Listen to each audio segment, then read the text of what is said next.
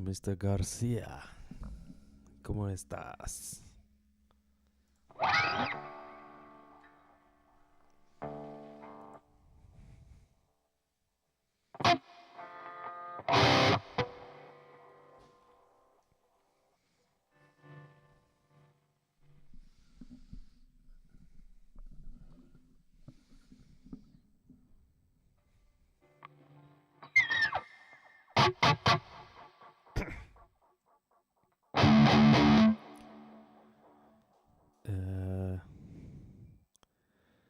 Estoy también, I think.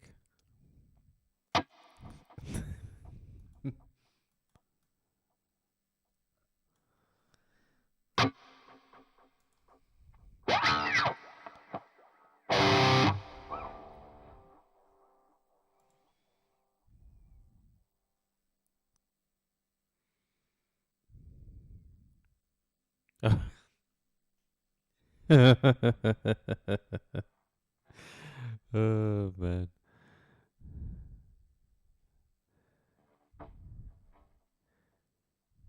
What is,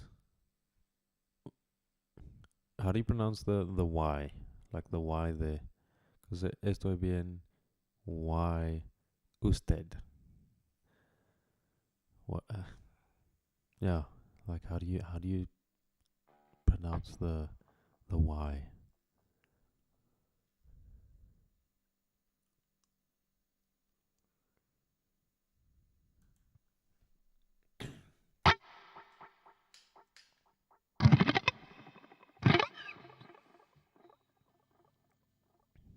Why is porque? No, I mean like in the sentence that you wrote there, estoy bien, why usted?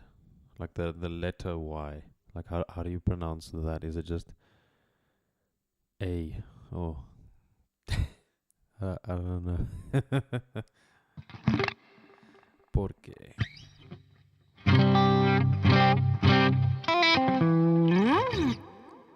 Okay, A.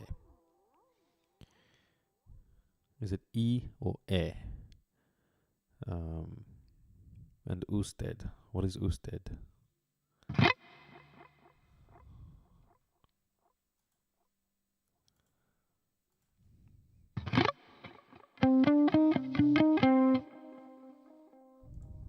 Second one. E. So E. Estoy bien, usted.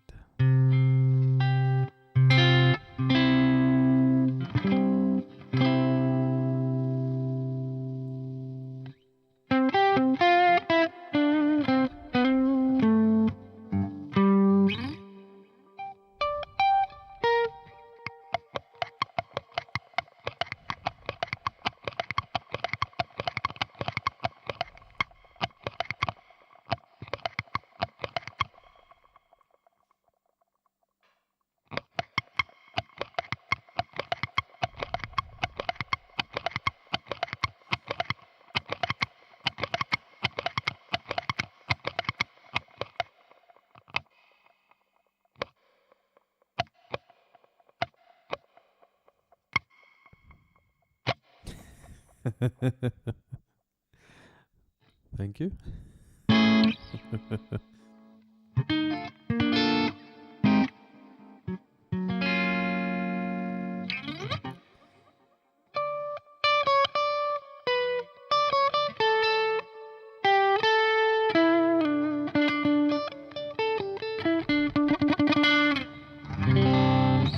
I cannot speak Spanish though, unfortunately. The mute picking. Yeah, so like.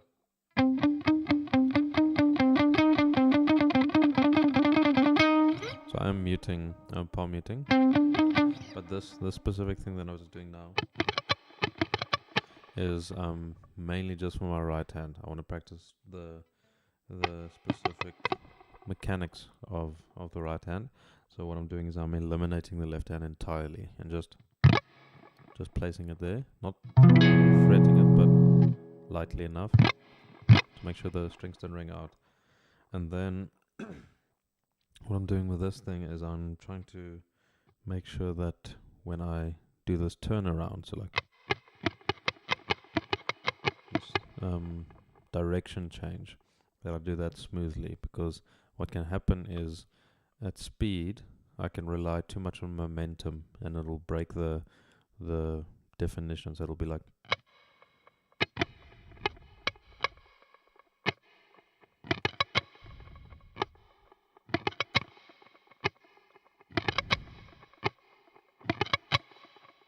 and I don't want that. I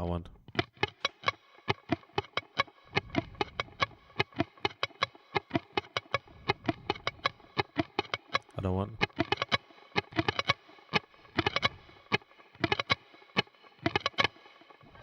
very, very small detail, but I want to make sure it's right. Yeah, Van Halen, yeah, he had to have really, really good muting technique because of the way he also picks. Like, he used his middle finger for picking, and yeah, no, he really mastered some of the stuff. So yeah, no, Van Halen is he's iconic and a legend for a reason. So yeah.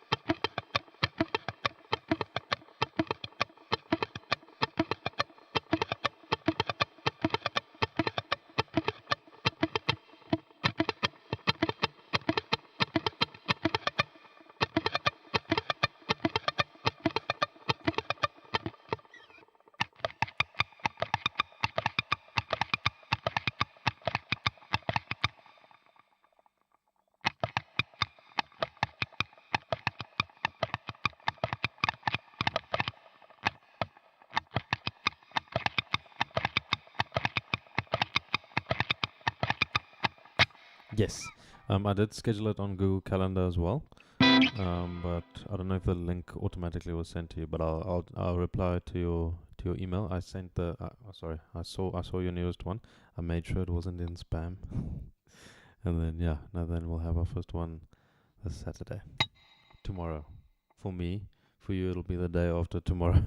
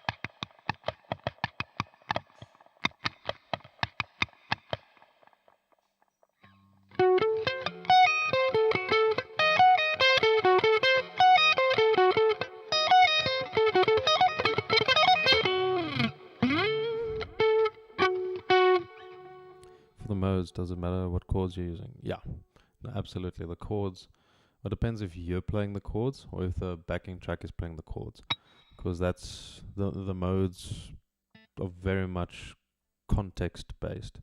Like, you won't be able to hear a mode just by itself. Like, I can play these notes.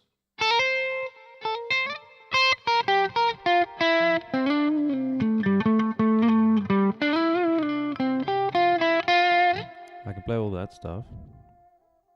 What mode was that? We have no idea until I put a chord in the background. It's the only way you'll know, like, what mode was that actually. Yeah, the chords are very, very important. Because the modes, I mean, if you look at the notes of the G major scale, and then the A Dorian scale, It's going to be exactly the same notes as each other. So yeah, this was a G major chord. Yeah, but the thing is now with the modes, there are certain modes that have exactly the same notes as each other. The only difference is their starting note is different, but if you play this mode over a couple octaves, it's going to be still exactly the same notes as the other one. So modes are very much misunderstood, but it's all context based. You have to have some sort of anchor to a sound before you can actually hear a deviation from that sound. So you have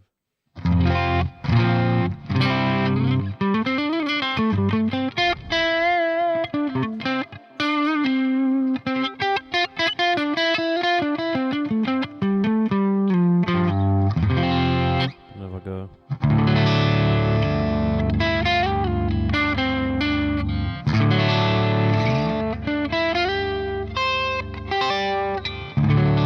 It's a totally different sound.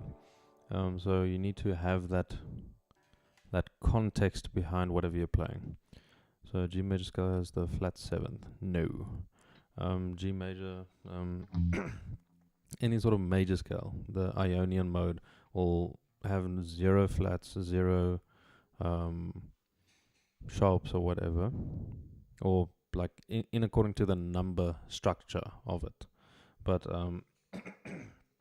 in the G major scale, the actual notes will have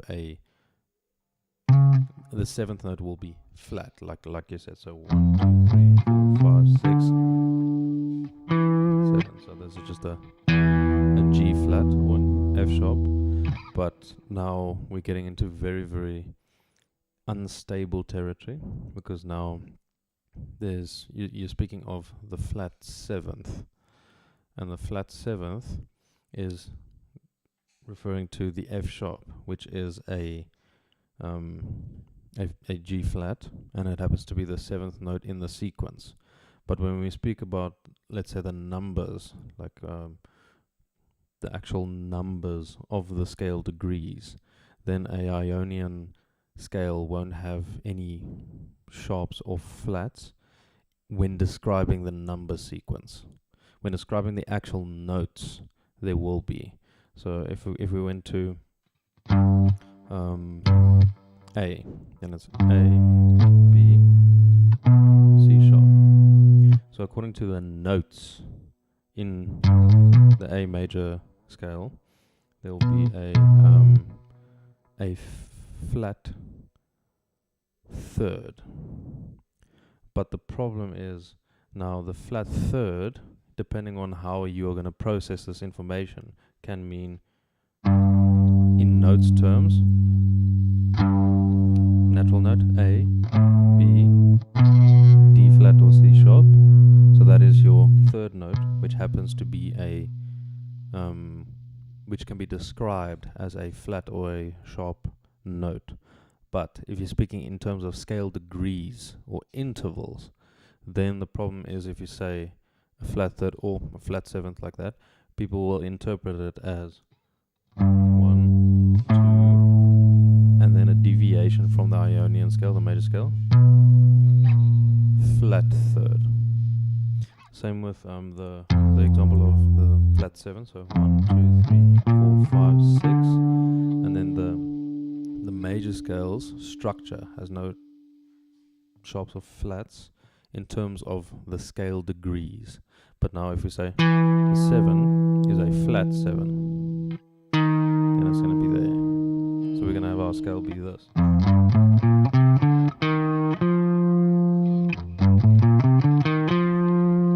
Which isn't correct. That's just the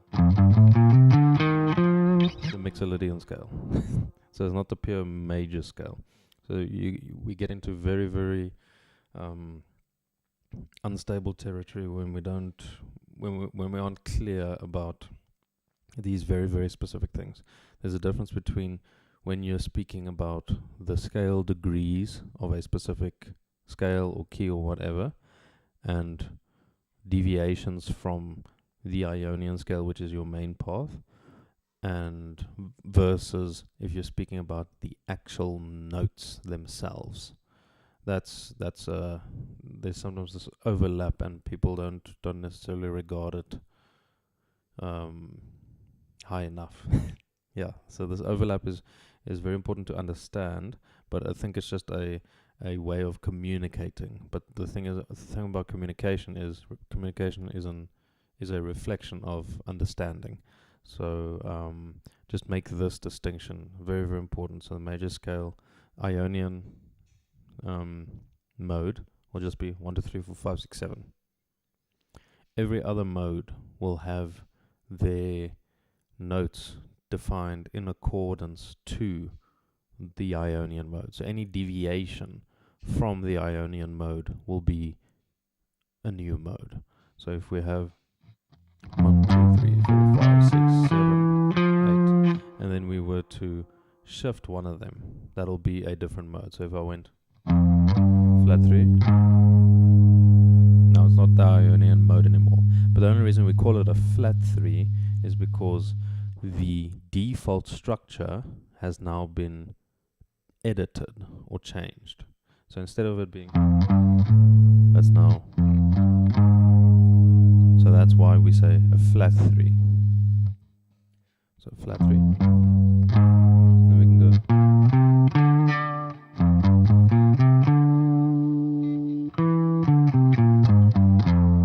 So like all that stuff.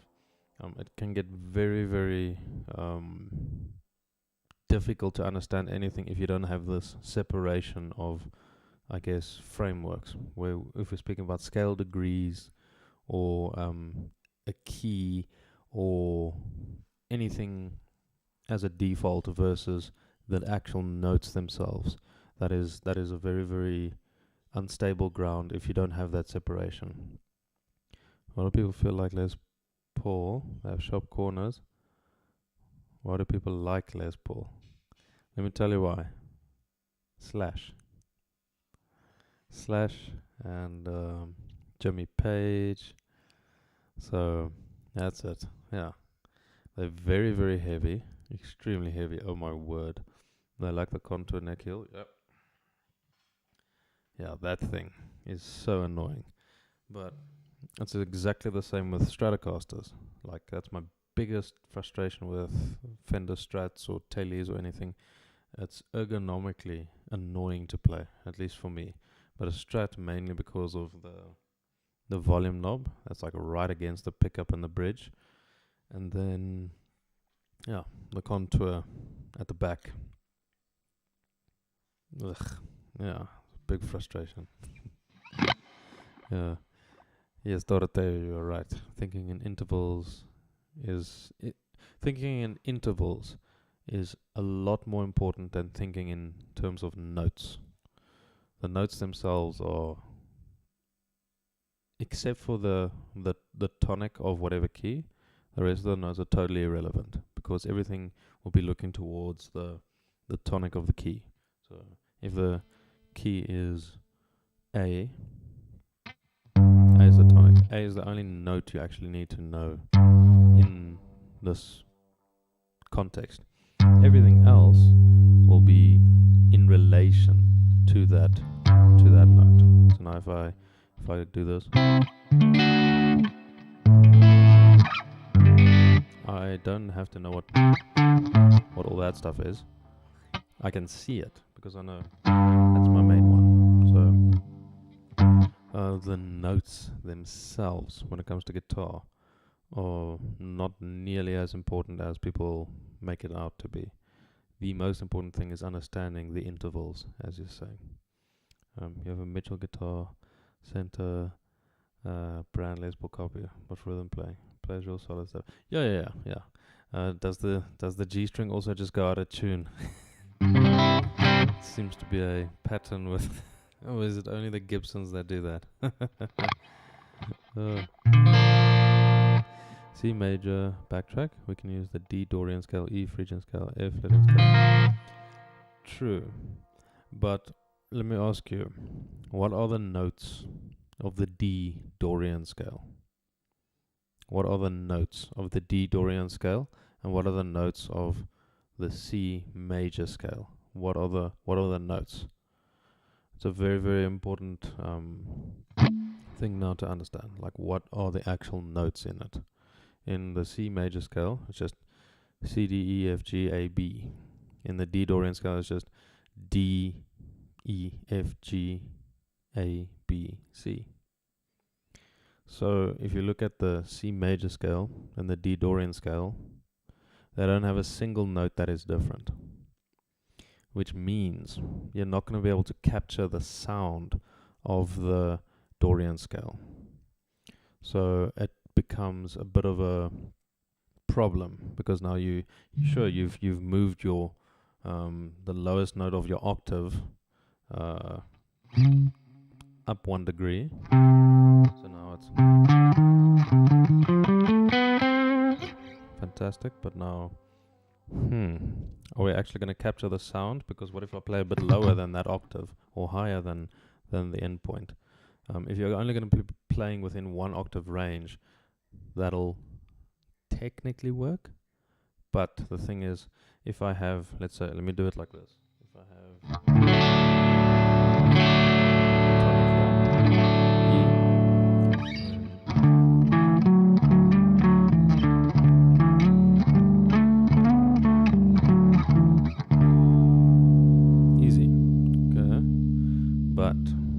if I were to play the Dorian, the F sharp Dorian scale, then it'll just be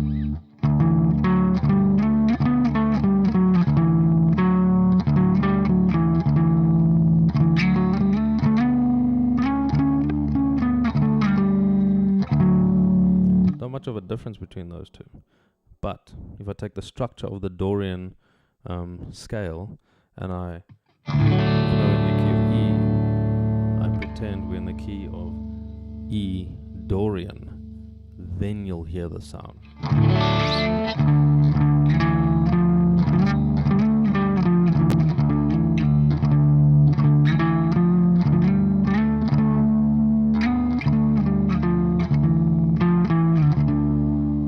Only then you'll actually hear the modal sound.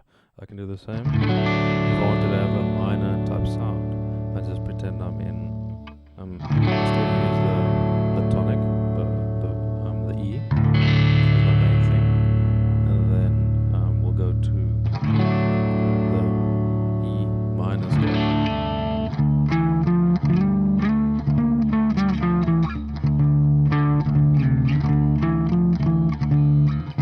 So the context is so incredibly important, because if you have exactly the same notes,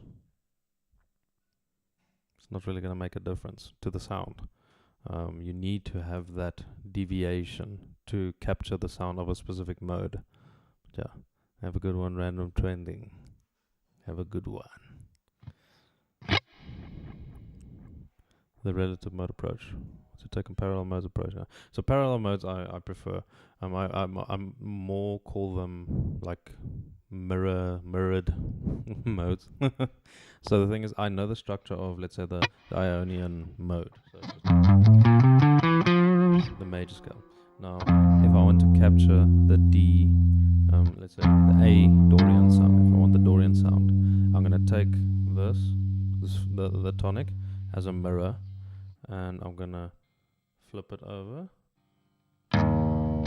and then in order to have the notes of the D, the A Dorian scale, which is 2 up from my tonic, I'm going to start my Ionian scale 2 down, and then I'll have the sound that I want, because I don't want to have to learn all the notes of all the modes and everything.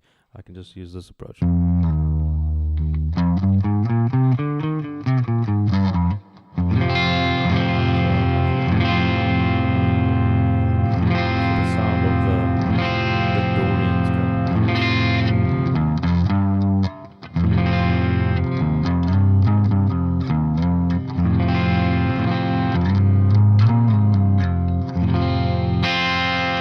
Then you sort of extrapolate it like that.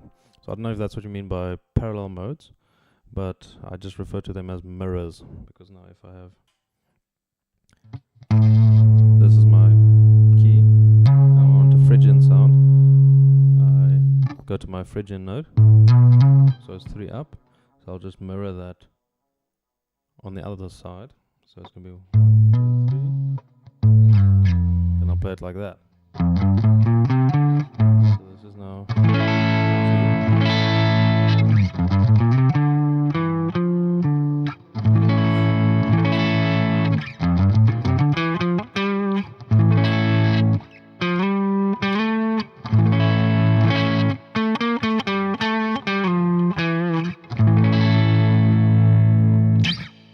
So that's the approach that I use.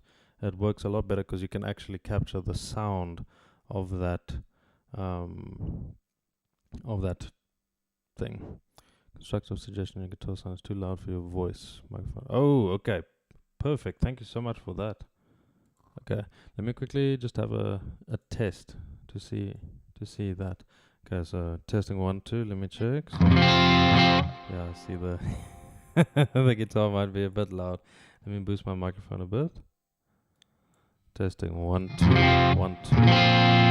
How's this? Testing 1, 2. Is this better or is it still the same?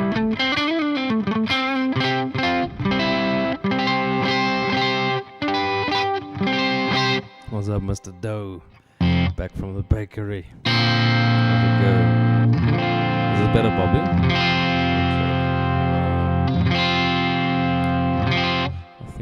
Let me just go to a different tone. It might just be this patch that is causing the volume. Yeah, I think it might be the patch itself. Because now if I have a look at the meters and everything, it's better here. So I think that one patch, I'll just have to drop the volume a little bit. But let me take this just there.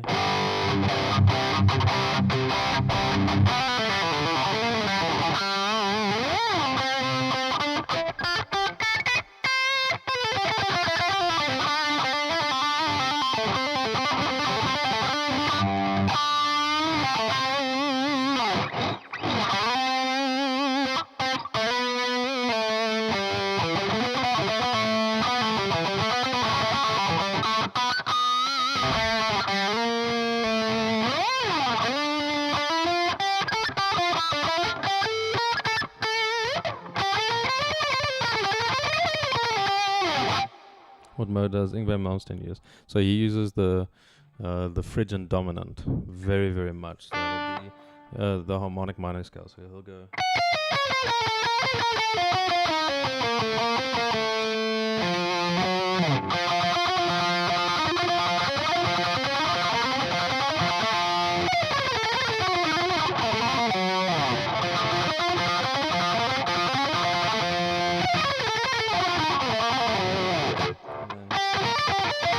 That thing.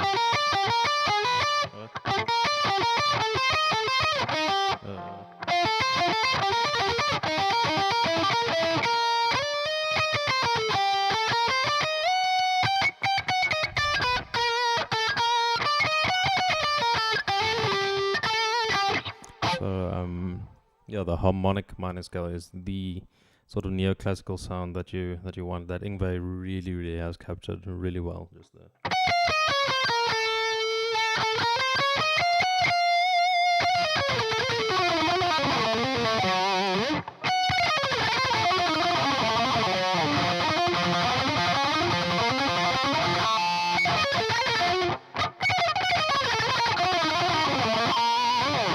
That whole thing. Really, really cool. But yeah, no, unfortunately I have to get to work. So yeah. Oh man, Chris, you catch me right at the end. Sorry, bro. Yeah, I'm gonna have to get to work now. So hope you all have a fantastic day. I'll see you guys. See you guys in the next one. Harmonic minor and Phrygian dominant. Yeah, exactly. Harmonic minor and Phrygian dominant. They are technically exactly the same notes. It's again the mode versus the main thing. Thank you, Suki. Yeah, but I need to get moving. Cheers, everyone. I'll see you guys.